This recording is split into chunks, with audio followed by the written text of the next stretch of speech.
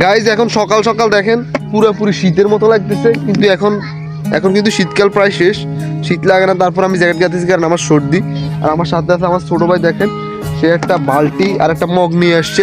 কেন আসছি একটু দেখাবো। আমরা কিন্তু এখনও নাস্তা করি নাই, কিন্তু তাদেরকে নাস্তা করানোর জন্য আমরা বালতি আর ইয়ে নিয়ে আসছি। কাদেরকে নাস্তা করাবো ভিডিওটা দেখতে থাকেন।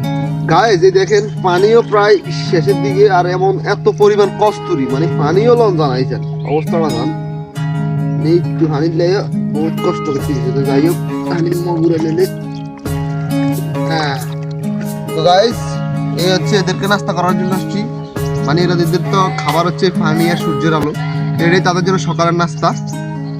পানি দিতেছি দেখেন গোড়ার মধ্যে। এই দেখেন বেগুন ধরছে একটা, এদিকে আসো। এই যে একটা বেগুন ধরছে।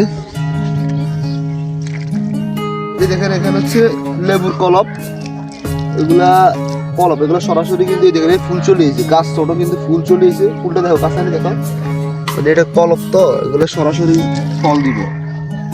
যাই হোক পানি খাওয়াই দিছি। তো গাইস এগুলো হচ্ছে মরিচ গাছ, এই দেখেন এই ফুল চলে এসছে, এটার মধ্যে মরিচ ধরছে, দেখো মরিচগুলো দেখো, এই যে মরিচ। তো গাইস ভিডিওটা ভালো লাগলে অবশ্যই একটা লাইক দিবেন।